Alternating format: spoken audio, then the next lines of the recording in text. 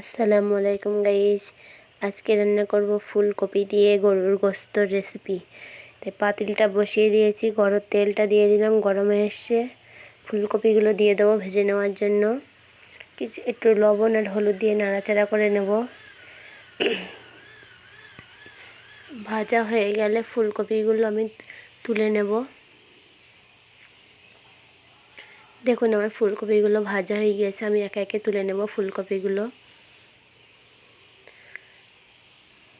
কারণ ফুলকপিটা ভেজে নিলে আর ফুলকপির স্মেলটা থাকবে না, সেই জন্য ভেজে নিয়েছি আগে থেকে। ওই পাতিলের ভিতরেই আবার একটু সরিষার তেল দিয়ে দেবো, দিয়ে কিছুটা পেঁয়াজ কুচি দিয়ে দিলাম, দিয়ে হালকা ব্রাউন কালার হয়ে আসলে ভাজা ফুলকপিগুলো তুলে রেখেছিলাম সেগুলোই, পেঁয়াজটা ব্রাউন কালার হয়ে আসছে। এবারে গরুর গোশতটা দিয়ে দিলাম, লবণ দিয়ে দিয়েছি, দিয়ে কিছুক্ষণ নাড়াচাড়া করে চাপা দিয়ে রেখেছিলাম। দেখুন একটু একটু পানি ছেড়েছে।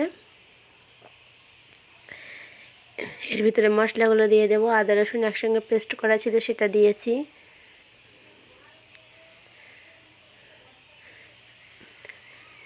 সব মশলাগুলো দিয়ে দেবো, গুঁড়া মশলাগুলো, তেজপাতা, এলাচ, হলুদের গুঁড়া, মরিচের গুঁড়া, লাল মরিচের গুঁড়া, সবগুলো দিয়ে ভালো করে কষিয়ে নেব।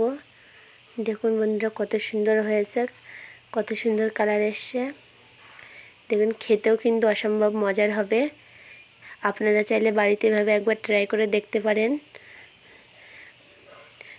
ভিডিওটা ভালো লাগলে লাইক কমেন্ট শেয়ার করবেন, অবশ্যই পাশে থাকবেন। আমি উনানে রান্না করছিলাম, পানি কষানো হয়ে গিয়েছে, এবার জলটা দিয়ে দিয়েছি। ওর ভিতরে ভাজা ফুলকপিগুলো এবার দিয়ে দেব।